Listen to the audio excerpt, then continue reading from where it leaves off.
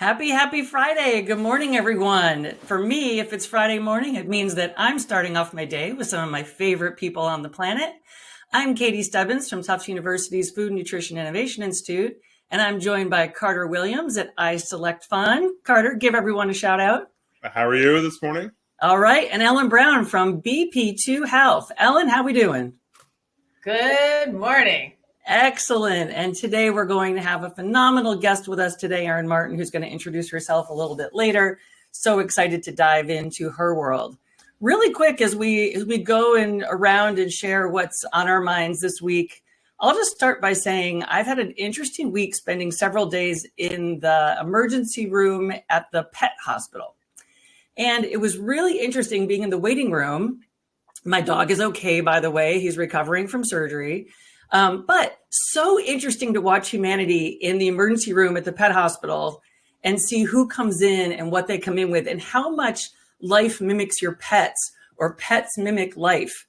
I mean, we saw a lot of seniors coming in with their pet that was clearly their only companion, and the pet didn't have an emergency, but one little, behavior off and the senior was worried.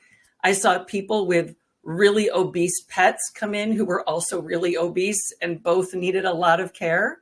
And then I thought about this was Tufts Veterinary School. I thought, well, we have a medical school. We have a nutrition school, the only nutrition school in the country, by the way. Maybe we should be doing something in this waiting room that's for the humans who are waiting for their pets. Just a really, right? Like, I'm waiting for my pet. Should there be a message about, I don't know, little prompts, right, Ellen? Like little healthcare prompts. I don't know. Yes, meeting, you just nailed it, Katie. Meeting people where they are. Yes. I'm telling you, right? You guys know I went to Disney last weekend, and that was my Spitball Sunday post was meeting people where they are with Disney. 55 million visitors go through their 4 Florida theme parks. When you look, I posted the statistics of the food that runs through those theme parks. You could have such a massive impact by just doing something at Disney. It's like these little places we don't think about, Katie. I completely agree with you. By the way, last time I was at Disney, I really struggled because there was nothing I could really eat. And my kids were all eating these foot-long hot dogs that you could get topped with macaroni and cheese. I'm sorry. Who thought that was a good idea? And it was like $25. And I'm like, you want me to pay $25 to kill my children? Brilliant. Wow. Exactly. And you did. That's what you do. And I did. This brings up 3 things. I think 3 things. One, here's an intellectual exercise to try. Oh, boy. Solve healthcare without using any doctors. Like, just if you go through your life and say, I want to be healthy, I don't want diabetes, in a sense, and every entrepreneur should think this way. It's like, can I solve the healthcare problems without ever having to go to a doctor? And if so, how do you do that? So that's like a thing. On that path, our dog has been going through a problem, and we went through a battery test that checked for cancer and checked a whole bunch of stuff. I mean, in one fell swoop, I don't know what the bill is yet, but in one fell swoop, they ran through every test necessary to basically get to a point without saying, well, we got to wait for healthcare approval and this approval and that approval. And probably, I recall back when our previous dog had to get an endoscope. It cost us, I don't know, something like $400 to get the endoscope. Yeah. Our cousin, who's a board certified ENT endoscope guy, said he would get paid $25 for that procedure. And they billed, like for a human, they would bill like $5,000 for it. Oh, depending if you're 65 and over. Well, this is for kids, or whatever. I'm just saying. That's one of the inherent disconnects in healthcare. Just saying. So that's a little screwy. That really, if you look at my experience also in treating dogs with cancer, is having spent time with a vet on a dog cancer versus a doctor on human cancer. The vet seemed more attuned to all the elements of how to treat that dog than the human doctor, which was odd. Yes. Well, Carter, can I just on that? The vet spent way more time with my husband and I talking about the dog's health than any doctor has ever spent with me on any visit. I was like, are you still going? I mean, like, I felt like I was using her time. She's like going and going. And I'm like, wow, you're good. Like, wow. And I think your bill probably is less. In that case, it's cash, but it's less than than the total cost to healthcare of the poor visit with the third thing that's interesting is dental. You go to your dentist twice a year, more typically, or that's the frequency is higher at that point. They can pull blood work, and they can also check a lot of things. So the other end, meet people where they are. They have the capability to do some of the healthcare interventions. And I've sort of talked to dentists about this, like, why don't you do like Function Health? Like, why don't you be like the person who advocates this? So anyway, there's a great book, Carter. I got to look up who wrote it, but there's a book called The Dental Diet, and it's about how the microbiome starts in the mouth. And I've always thought for a healthcare intervention, like, yes, why wouldn't my dentist have the tools to talk to me about that the microbiome starts in the mouth, and to understand that indicators that they're seeing of disease in your mouth may be bigger indicators of health problems down the road. So, and dentists actually, they always seem equipped with the newest, coolest stuff. I mean, there seems to be they seem to have the economics better in tune. They do. Than my eye doctor did a nutrition screen, by the way. And my eye doctor talked to me about what I was eating, which I was like, wow, go you. That's pretty cool. Yeah. We actually should have a conversation about dental at some point, because that would be, there's a lot there to unpack, Carter, with what you said, but that we'll save that for another time. So Katie, do you want me to talk about the meeting people where they are observation? Yeah. We're kind of talking on that. You put a really interesting provocation in your LinkedIn, which I really liked, about meeting with a healthcare, leader and meeting people where they are, which I thought was really interesting. So yeah, go for it. Yeah, so I had a bit of a Jekyll and Hyde moment this past week. So I was preparing. I think you guys know I have this other podcast called the Reverse Mullet Healthcare Podcast, which is, but it's actually it's meant for a similar purpose, which is to bring thought leaders in to talk about what could affect real change. So instead of talking about what they're doing, talk about their ideas about how we could affect real change in healthcare. And it could be incremental. I just want to be clear, like, it's not meant to be disruptive. And so in that, we have a really innovative in the healthcare space. He's considered very innovative and cutting edge. And he has like a list, like a compendium of like who's who, top this, top that, you name it. But if you stood on the outside in, you'd look and say, he's doing nothing but building beds for heads. He's doing nothing but building a system for volume, right? Which is just It's just counterintuitive. And so, so I found myself really conflicted, because I was like, wait, what's the purpose here? Like, as I was like, as I was writing things out, I'm like, we should ask him this. We should really put him on the spot on that, and really go down that whole healthcare versus sick care path. But then I stopped myself and I was like, no, that becomes, that starts to really put somebody in a bad spot, right? It's this idealism. And so being idealist, it's like perfection is the enemy of the good, right? Mm-hmm. It's like, okay, but he's doing his job. He has been handed a fee-for-service world. That is what he has to operate on. He has to manage a $550 million capital plan. Like, he has what he has. Toolbox. Yep. Yeah. And so, you know what? Instead, let's glean from him what he can employ as we try to improve system design, as we try to move sick care and healthcare forward, right? What can we take from what his skill set is into that? And instead of isolating and, whatever. And I don't know, it really stopped me. And it just brought me back even to the point of saying, like, we have sick care. We built sick care. We built an entire economy on sick care. It's not somebody that's leading sick care isn't at fault.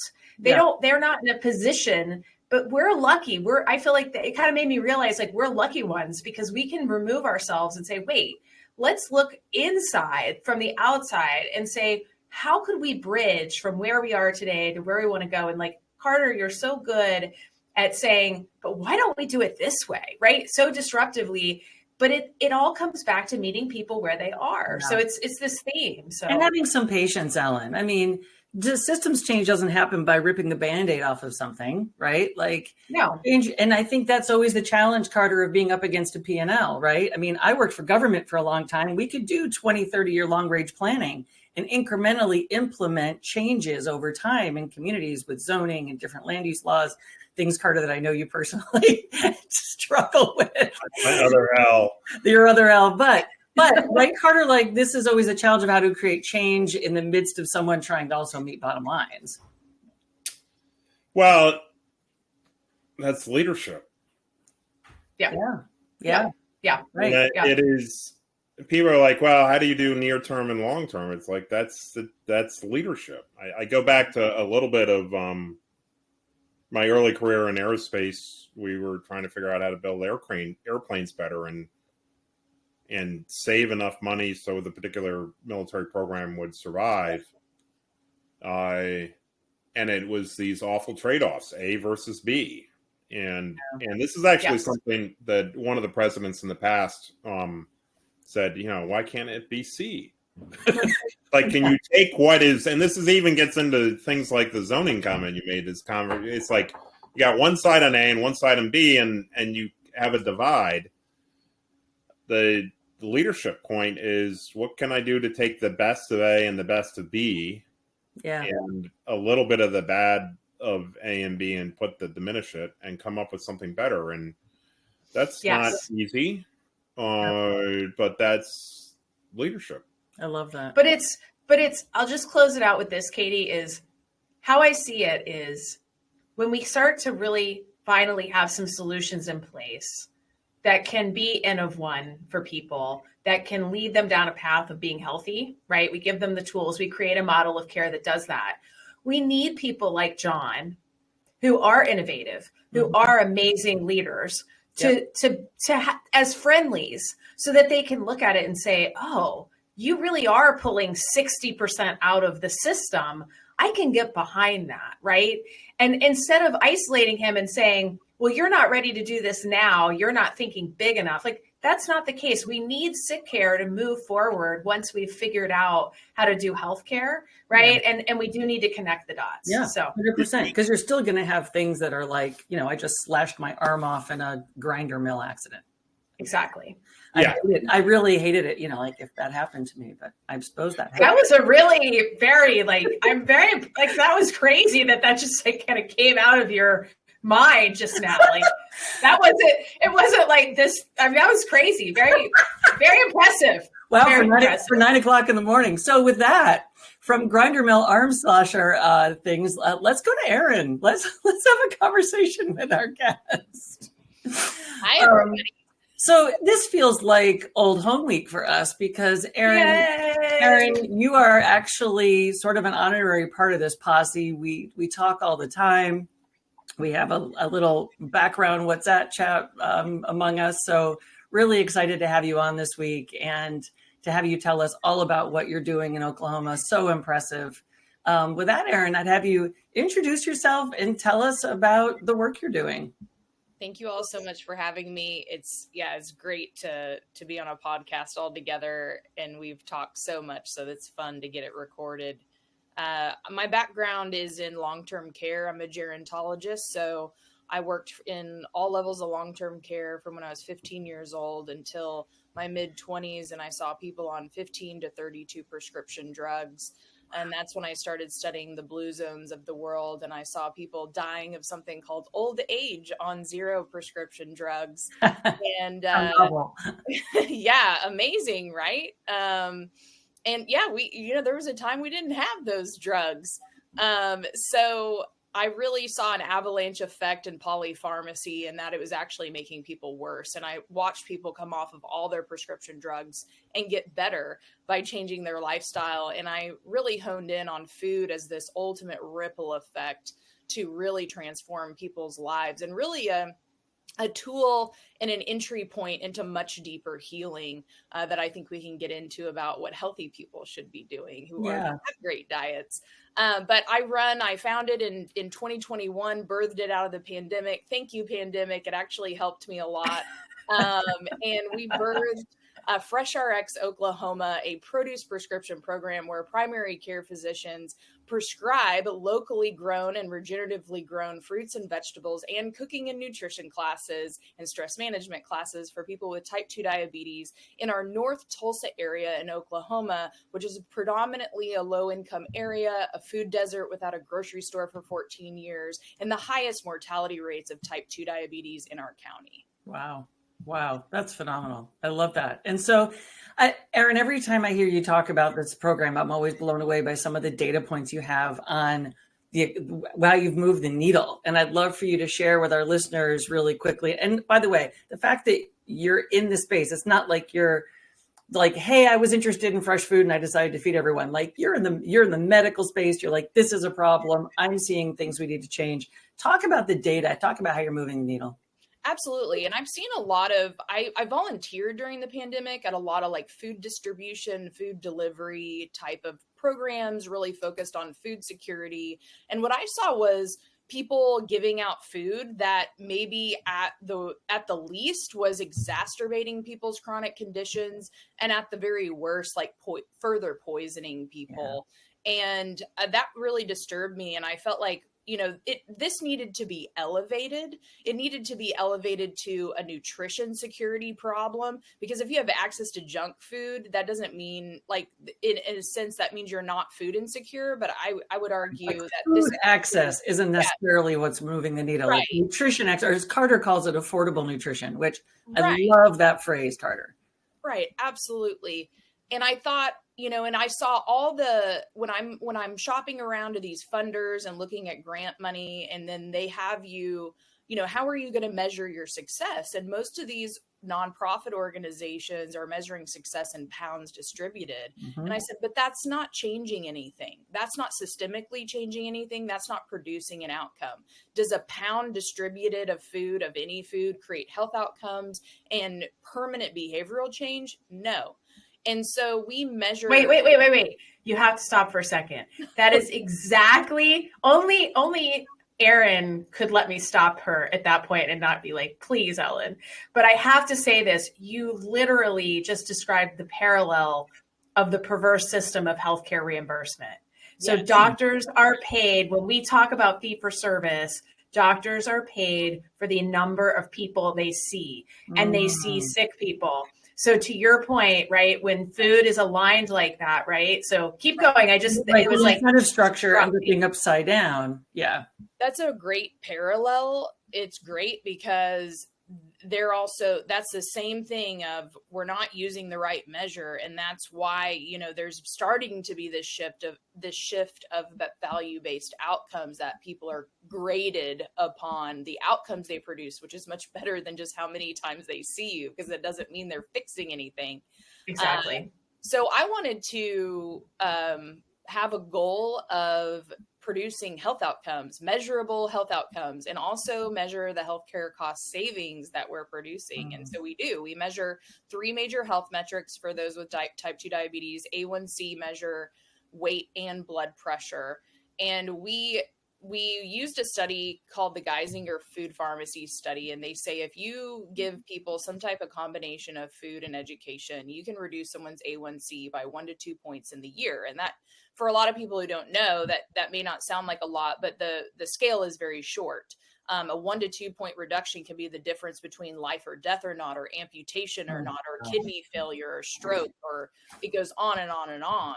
So the cost savings is about $16,000 to $24,000 per person per year based on a 1 to 2 point reduction.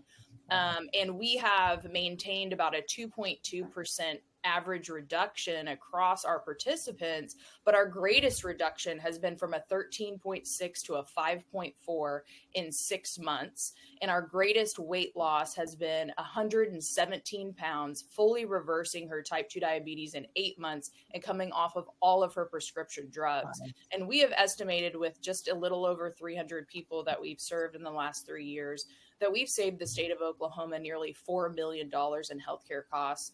And we have modeled this data and said, okay, if we can scale to 1,200 people and maintain these outcomes, it would cost about $3 million to serve those people, and we would save the state $25 million in healthcare costs. So the ROI is a no-brainer. Yeah, Erin, can I ask you a question about the patient you said that lost 117 pounds, and you were talking about just education and exposure to different options can reduce A1C by a significant amount. So a patient that comes in and loses that kind of weight, how did that happen? I mean, was this just education, just like she just didn't know, and now she had the right tools and information to make better choices? Was it that alone? Was it like making it super, super easy to always have at your fingertips the right food? Like, what was the combination to move that needle that significantly? I think it's a combination of both, but I think more so it's the education piece. It's first removing the barrier of getting healthy, nutrient-dense food, but then knowing what to do with it and how they can continue those behavioral changes beyond getting the access. Where can they continually access some of that food? And she was also enrolled, for full transparency, she was also enrolled in an additional exercise program. And she was proactive, but she was in an exercise program and in our program. So she's getting a lot of education, a lot of support. And then now she is fully equipped. She's graduated. She's going to continue these behavioral changes. She's never going to go back to that because she was basically going to die. Yeah. And she is so full of life. And so she feels so good now, right? She's like, I don't want to go back. She feels so good. And so I think ultimately it's the education more so, but you have to remove the barrier of food access first. So as you sort of think about what you're doing, you have told me in the past that regenerative is really important. Empathy and engagement is really important. Yes. And there are others which I wouldn't mind. Yeah, there's some other secret sauces that Carter calls, and one of them is. And we're exploring, I think the nation is exploring like reframing and defining nutrient density. I go back to the argument about satiation, that if these fruits and vegetables are local, they're going to be more fresh and maintain more nutrients. Our farmers literally harvest them on a Monday or Tuesday. They're delivered on Tuesday, and then we literally give them out Wednesday morning. And so our stuff has more shelf life. It's maintaining its nutrients longer. And then they also have good soil health practices. And so we've seen in other studies like David Montgomery that there is way more, all sorts of nutrients, phytonutrients, all sorts of vitamins, et cetera, et cetera. And we're going to see more studies come out that prove that. So my argument is that it tastes better.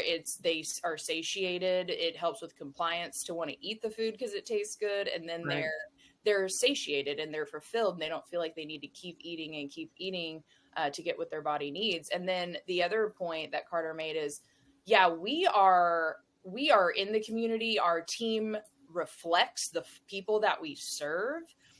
We connect deeply with these people. We are building ongoing relationships with these people, but it's not from a stance of just a food giveaway.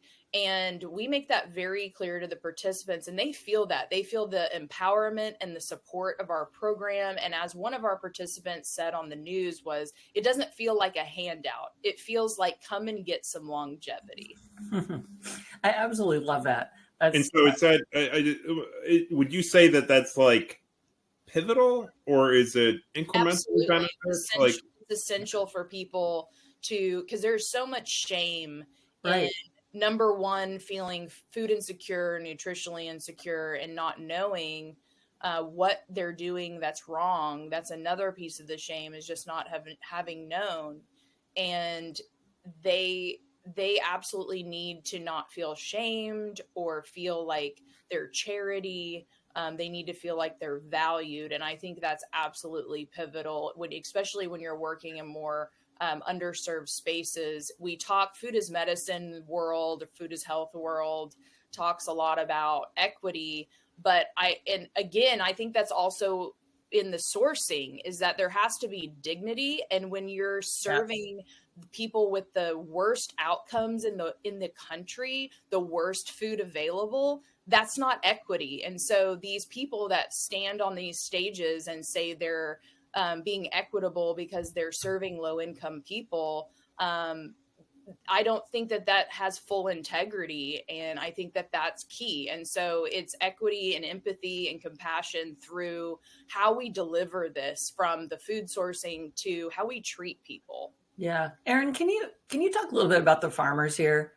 So I'm interested in the farmers. I picture farming in Oklahoma. I guess I pictured it as being less vegetables and more, fuel and feed farming. Did you have to find farmers who wanted to now grow vegetables? Are these people who were like smallholder farmers who are already growing vegetables? Are there large scale farming operations near you that were already growing vegetables? I'm just trying to understand, like, what's the profile of the farmer? Yep. Who's your partner? So people often ask that question, and I tell people I had to turn over stones to find farmers and build this coalition. What I did is I started at the farmers market for people that were already small scale growers growing vegetables. And within those people, I found those that were using soil health and conscious practices. So I started with them. And so they were already small to mid-scale growers. And through those farmers, I found additional growers. Just like the rest of the country, large scale is predominantly wheat and soy and beans and all this kind of stuff. And so we have had to search.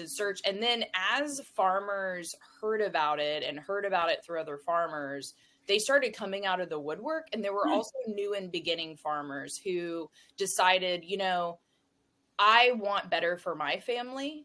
And so I'm going to grow food for my own family, and then I'm going to sell some as well. And so we have some farmers that sell to the farmers market or have their own CSA. And then we have some that literally only sell to us and grow what we want. Wow. And so it's a whole different kind of conglomeration of different farmers. We have some farmers that have grown for over a decade. We have some that are brand new. And so we've served about 27 small scale growers. And what's great about them is they are the farm talent, which is very minimal. It's a very scarce talent. And a lot of them are low income, with what USDA refers as limited resource farmers, that they have a very low median income, that their overall sales are very low. And so they should also not be living in poverty. And so we purchase from them, albeit in a bulk fashion. We're paying good prices because our goal is not to buy a ton of produce. It's to use produce as a teaching tool. And we want it to be high quality if we're claiming to prescribe it. Yeah, I think that's amazing. And are you tracking the data on the economic impact with these farmers? Yes, we are. And so we're tracking, how much percentage of their sales is from us. Have they been able to expand their cultivated area on their farm because of our program? Have they accessed additional markets because of our program? And they absolutely have. We've helped them diversify their market reach. Many of them have been able to maintain or expand their cultivated area. Many of them have also been able to produce a wider diversity of crops because we ask what our participants want. They wanted collard greens, and no farmer was growing collard greens because I guess no one at the farmers market, predominantly white, are asking for collard greens. And now we commission those farmers to grow collard greens. And now we have so many collard greens we can't see straight. And it's I love it. And then mustard greens and turnip greens and more indigenous varieties. I don't think we just want to grow indigenous varieties because we also serve native folks, which we want to do that. But we should all want to be eating indigenous food because it's more nutrient dense in its inherently more nutrient dense from the seed. Well, and Erin, you bring up a great point, which is we often talk about nutrition security isn't just about do you have the nutrients at your fingertips, but do you have the foods that make you feel like you're at home? Do you have the foods that feel familiar to you? And being at a university with so many international students, we have this conversation all the time. Students come here from other countries and they're like, I can't find any of the food that I would normally look out for. And their mental health even suffers. And there's been a conversation of like, that's also a nutrition security problem that, just as you said, you don't have collard greens.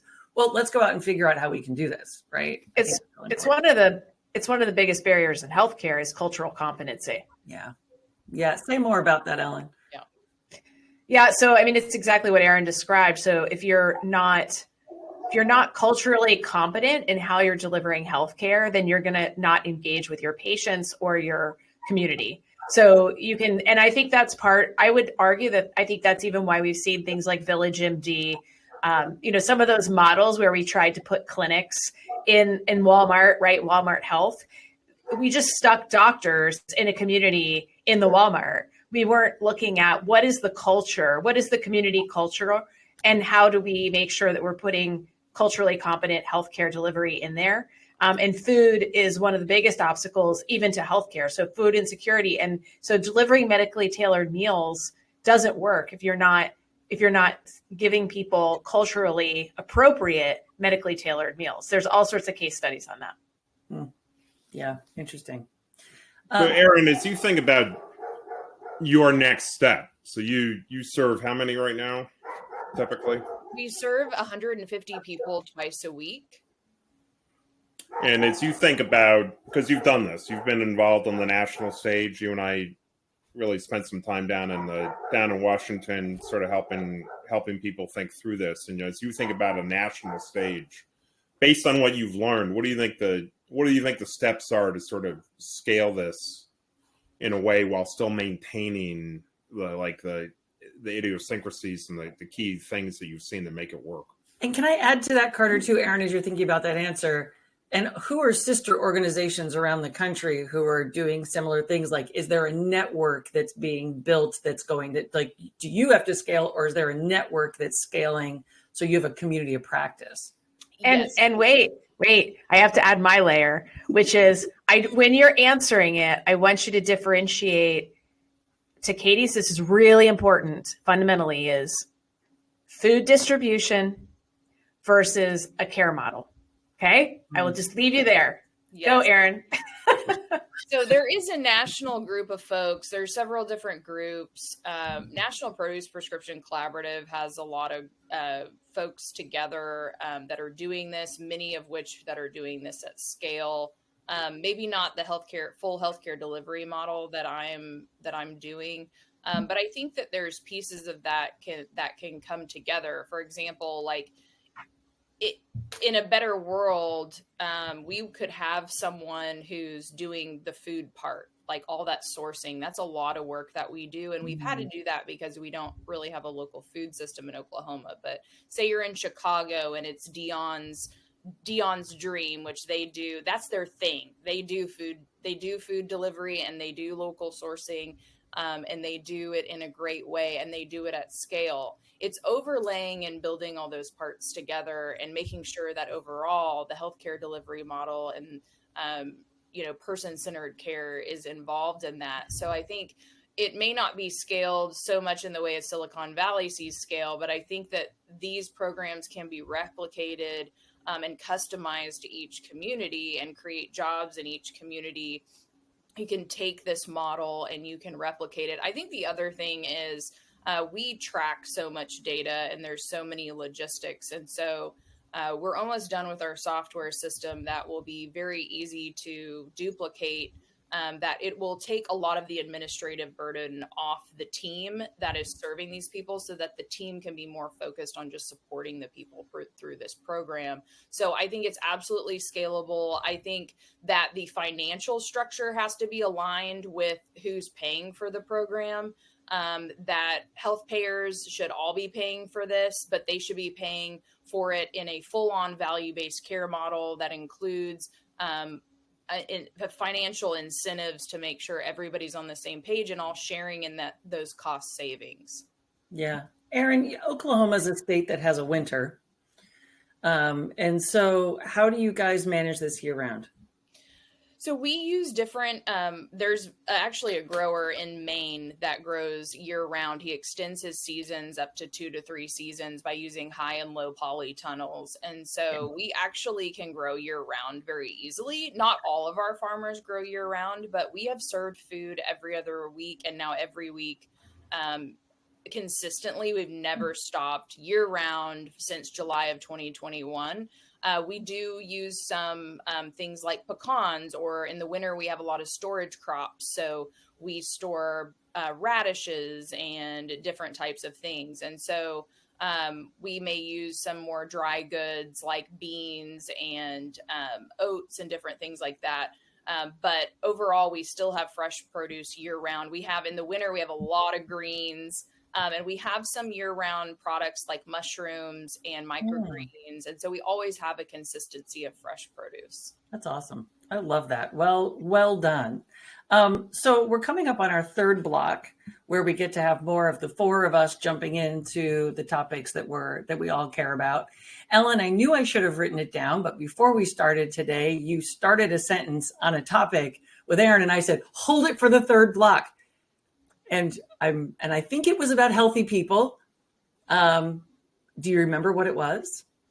I do. I don't know that I'll say it as succinctly as when you wanted me to say it. You never repeat it twice. No, you never do. You yeah. So what I have seen right now is that there's a very distinct commoditization and sort of race to the bottom in the food is medicine space. And it's this idea that only a certain kind of small sub-segment of the population should have access to it. So we focus on food insecurity, or we focus on the Medicaid population.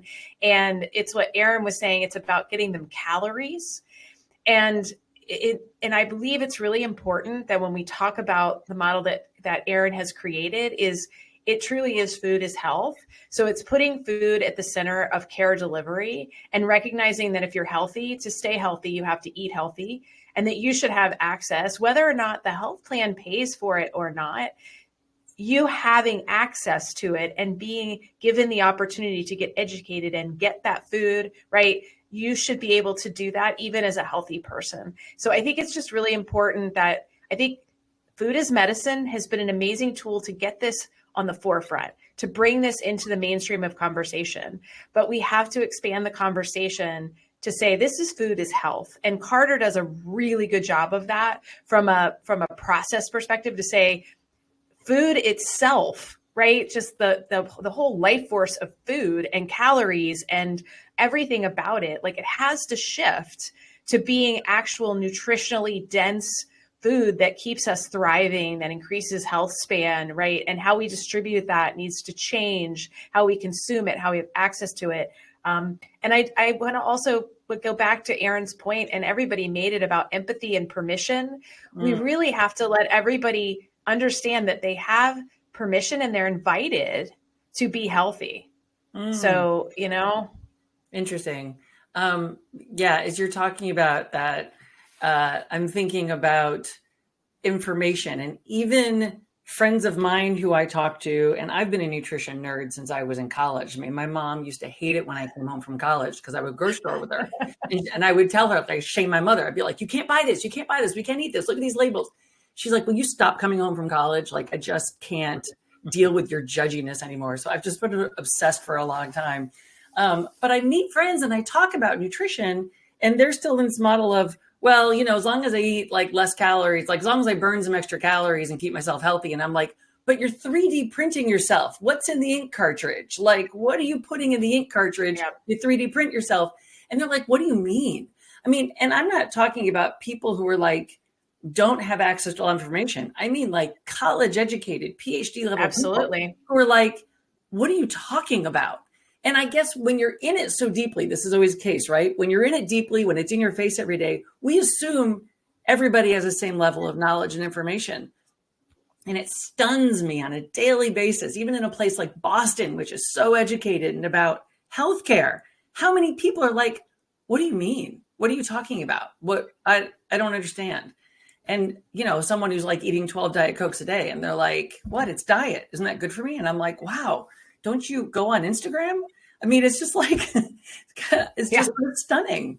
The analogy I made, there's an information diffusion. I mean, in technology policy, we think about information diffusion. The example is 1980, I tried to convince my father to buy a PC and I was arguing, like, he's like, why should I get this? And it's like, well, you can balance your checkbook. And it's like, I don't really have a problem balancing my checkbook. So, but he was a power user by, call it 1987, 1988. And, people's paradigms shift and they start to understand. And in the early days of the internet, one of the people who ended up becoming one of the best analysts at Hambrick and Quist on new startups in the late 90s was writing articles in PC World in 92 on how to use a Netscape browser. And so people have to sort of be retrained in a sense. And one of the things that's fascinating about what Erin's doing that I'm trying to figure out is like we want to figure out how to scale this. And with a very specific thing that I'm just wrapped around is we've been talking about regenerative for climate reasons. The bulk of people, we very specifically talk about regenerative from a standpoint of nutritional density. Regenerative agriculture for regenerative agriculture. Who doesn't know the second word for that and you get climate for free, and the primary thing you get is better nutrition. You get climate for free. Then very specifically down into Erin's thing, she has told me multiple times that the regenerative crops have better taste, which scientifically makes sense. And that extra taste helps shift humans from, I'm going to eat sugar, whatever. A Twinkie. Whatever. And that they're willing, a combination of their desire to be healthy, plus the fact it's a higher quality fruit and vegetable, better than the other fruits and vegetables. So like these, because it is a regenerative agriculture crop, this lettuce, these tomatoes taste better than those other tomatoes. Enough so that somebody will seek out the regenerative crop. And so then when we think about scale, it's a combination of like educate people that this is important to them, which they sort of know inherently. And then two, drive some of that scale up so that it's available and they don't fall off the wagon. I want every food is medicine, food is health program like to source in this way because it's a ripple effect. You get like better climate impact and you get healthier people. But again, it has to be scaled. And that's why a lot of my focus has been, if I'm going to ask people to source this way, there has to be enough scale for people to source this way. And so that's where a lot of my focus changed to agriculture was how do we use the food as medicine movement to stimulate the production of this healthier food that then has all these environmental impacts at the same time. So that has to be scaled for sure.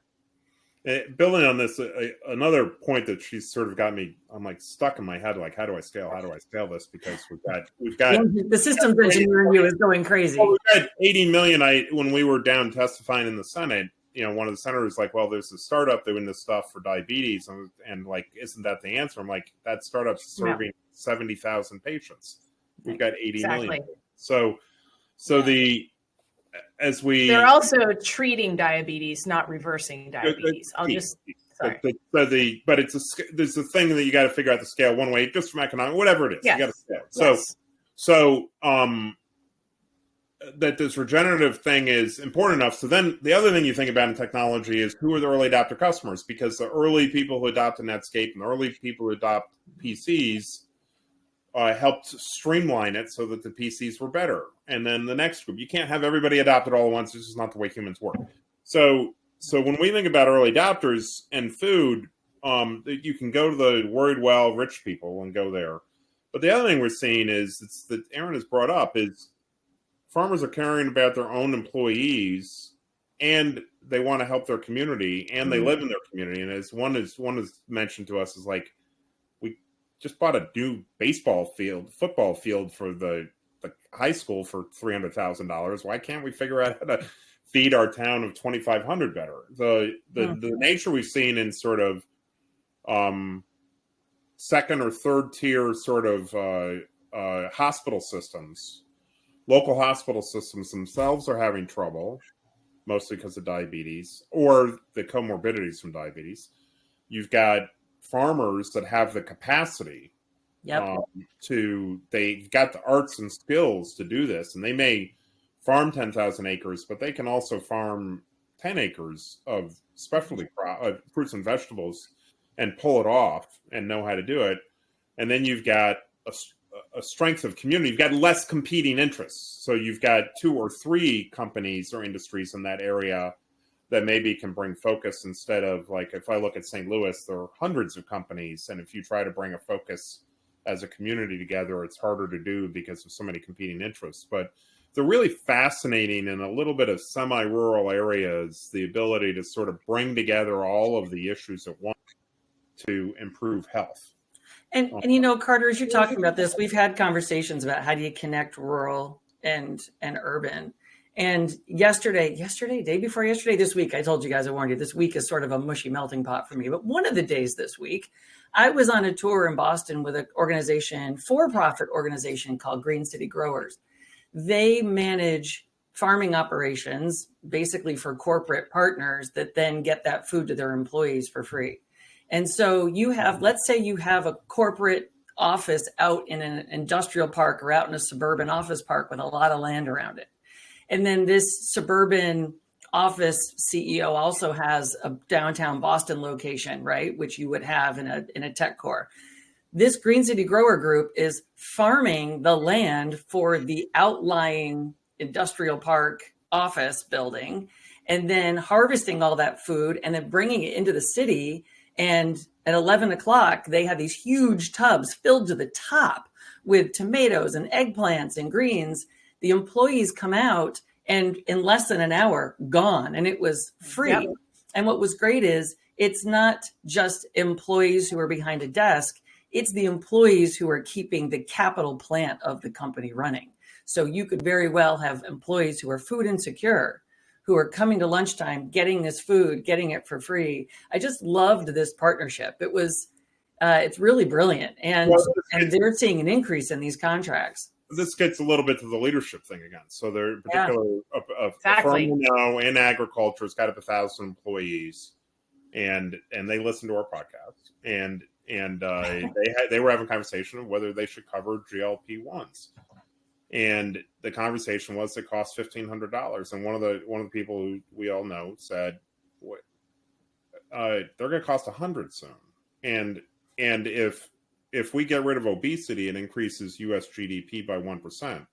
And we're in the agriculture community. We're partners in this. Why don't we think about where GLP-1s fit into a broader strategy, and maybe, a firm with 1,000 employees that has, some of them are obese, have the issue of healthcare, they have the issue of employee productivity. It's going to cost you more money down the road anyway. And attracting new talent to the firm. And so when people are thinking about this calculus of how should I think about GLP-1s in my coverage program, I would urge you to think about where does it fit into who we are as a character in terms of the talent we want, and where does obesity fit into this, and where do we, in our own integrity of the market leadership, fit in, and just take confidence in the fact that the issues and the cost around now treating obesity, which looks like $1,500 a month, is going to be $100 a month, and that if you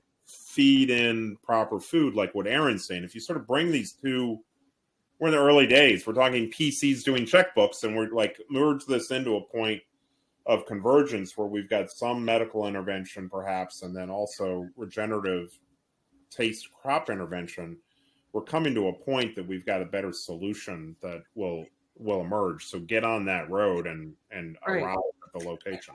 And Carter, this brings to, in our last segment for the day, the provocation that we talked about earlier this morning Felt like a lot earlier this morning. I like 5 hours ago, but it wasn't. What are you implying, Katie? I don't know.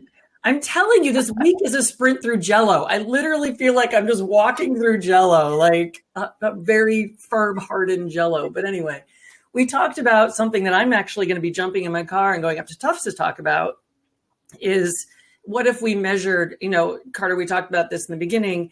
You have the quarterly jobs report that comes out. This is a measure of economic development as workforce. I'm in economic development. I've been in economic development for almost 30 years. And that equates to jobs created, jobs retained, right? So quarterly jobs report, we all wait on bated breath. How well is the president doing because of a jobs report, right? But that's jobs created. But what you just articulated is really how healthy is the workforce to show up for those jobs? Yeah. Can they start the jobs? Can they be retained in those jobs? And if we can't talk about from a data standpoint as a country, how healthy we are, prepared we are, ready we are to fill those jobs, why do we care about a jobs report? I don't care about a whole bunch of jobs we create that nobody can fill. What I care about is a whole bunch of healthy, awesome people who are ready to go and attack life and build equity and build wealth and build communities, right? That's what I always say is that we think that we've built this model on like sick people make us a lot of money or certain corporations a lot of money. But my argument is that healthy people are going to benefit the economy. And why wouldn't we want to have that and meet people where they are? And why wouldn't we want to give employees healthy food? Duh. Great. That's right. And isn't this, Ellen, two things that we know that are sort of third rails, right? Which is number one, poverty is an economy, full stop. Yeah. Absolutely. And sick care is an economy. And when you have poverty and sick care together as economies, which combined make trillions of dollars of an economy, we're asking to completely reverse and change that and build a new economy on well people that isn't in intractable poverty. I'm not saying this happens overnight, but shouldn't this be the North Star?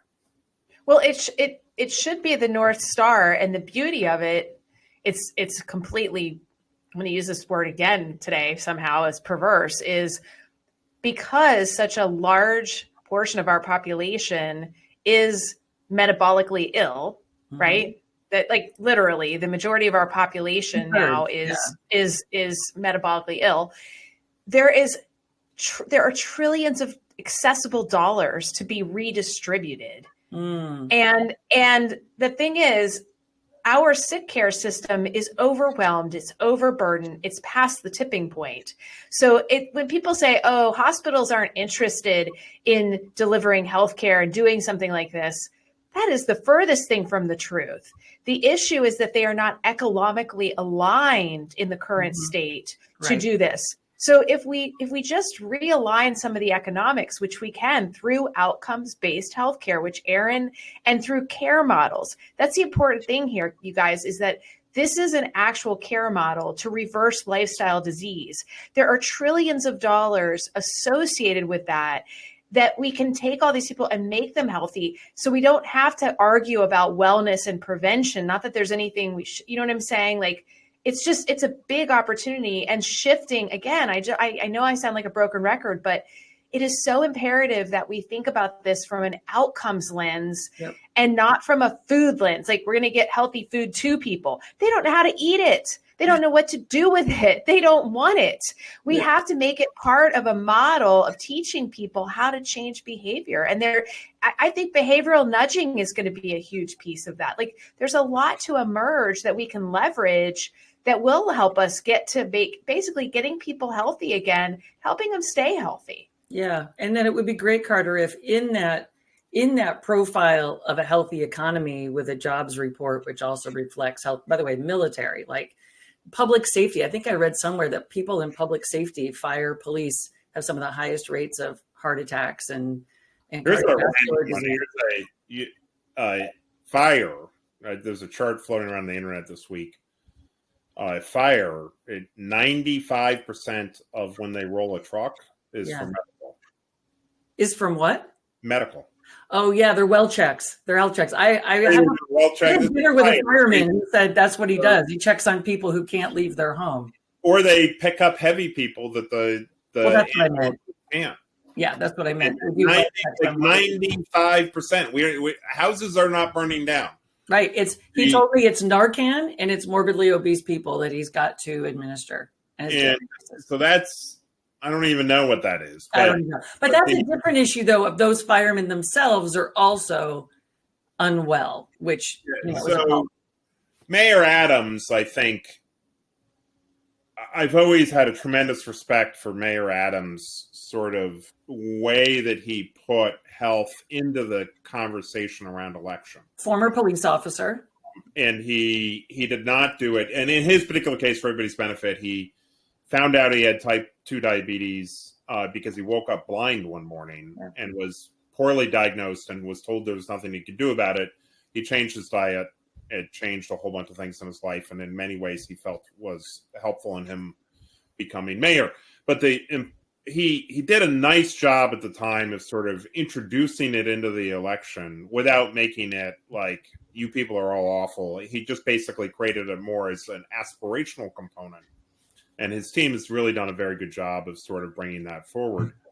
And it really, in the election right now, we have both candidates, for all the insanity that's going on, that both candidates have sort of brought it forward, which suggests that they're seeing the polling, because those folks tend to focus on the polling. So I think that we've got the setup, that something that we all have said, everybody wants to be healthy. Yeah. And so now how do we accelerate it? The thing I've learned this week, I think even more so and more convinced, is solve this problem without thinking about the role of doctors, without thinking of the role of insurance. They will come in. But what I feel more and more is that, like, Erin's taught me that get close to these people and figure out the regenerative thing and where it fits in. What some other doctors have shown me on some new tools, AI tools, is if you can get the tools in the hands of the consumer so that they can start making decisions themselves and give them the path. I think this is something else Erin may have taught me, is like, part of empathy might be let them do it the way they want to do it. Yes. There's dignity in that, right, Erin? Yes. Options. They're like, finding those 5 options. There's no reason why someone should have to go around and spend time searching for the 5 options. It would be, right. If we, from a technology standpoint, can sort of say, people who have this thing might find one of these 5 options helpful and can make it so it's a click to buy kind of thing, so they don't have to go stumble across goofiness. Well, Carter, you've talked a lot about how the grocery store and the role of retail, whether physical or digital, plays a whole huge role in nudges and education, and that the grocery store is going to be the new pharmacy. And Erin, I don't know if that's something you also have partnerships with the grocery stores, but it seems relevant. We are looking at, potentially using a debit card at these micro grocery stores and this mobile grocery store that would carry products from our food. The one thing is, if retail sourced more local food and had healthier produce in there, then I would be all about it. But then if I go to the grocery model, it cuts out all these farmers, and then the quality is not great. So I think the grocery stores, it's a challenge, but they should try and do better with sourcing. But I think that the marketing is so confusing, and people think that they're eating healthy products and they're not. Yeah. And so I think that that's confusing for people who perceive themselves as pretty healthy. And so making it easier and more clear for them would be really helpful, so people understand that. And it just impacts everything and impacts their mental health. And I think going back to what do healthy people do, I think food is, we know that food impacts mental health, and people can't really heal themselves on a deeper level if they aren't getting, like, Maslow's hierarchy of needs. Like, if you don't have the basis, like, so we give them access to food, we get them healthy, but then we're seeing under our stress management education with using meditation and breath work and yoga and movement and exercise, right? There's all this deeper stuff coming out. And a lot of it is like emotional hygiene and emotional well-being, that I think for people who are like, well, I exercise, I eat really healthy, I'm fit. And it's like, to me, a lot of that is even surface. And if your emotional being body affects all of your physical being. Like everything affects everything. Totally. And Yep. so The well check has to be broadened. The well check has to include mental health, physical health. By the way, financial health, your digital health. I would argue that all four at some point you're going to need to check. It needs to be deepened and elevated for people, because if, like you had said earlier, Katie, like you spend all this money to find out you just need to, you're doing great, you just need to eat flax or whatever. Are they asking questions about emotional health? Because what I find in most people with cancer diagnoses, and I have a really great friend who, his name's Ryan Lauf, and he survived stage 4 non-Hodgkin's lymphoma twice before he was 35 years old. Wow. He was healthy, made all the changes, and ultimately what he attributes to his recovery was that he found that he was a people pleaser and it was killing him. And I think that causes your body to not be in a state of harmony and alignment, which causes these different problems. You're right. It's a ripple effect. Erin, you're going down what we call a rabbit hole. That I tease Ellen about this all the time. And you know what? You've teased up what should be another episode for us, which is about how mental health and physical health are connected. We are at the hour, my friends. Carter, I'm going to count your last comments as the last comments that you gave. Erin, that was a fabulous wrap up what you're doing. Ellen, I'm going to give you, without jumping down a rabbit hole, a closing thought. What do you got for us to wrap up the hour? I want to go back to Carter's comment about insurance.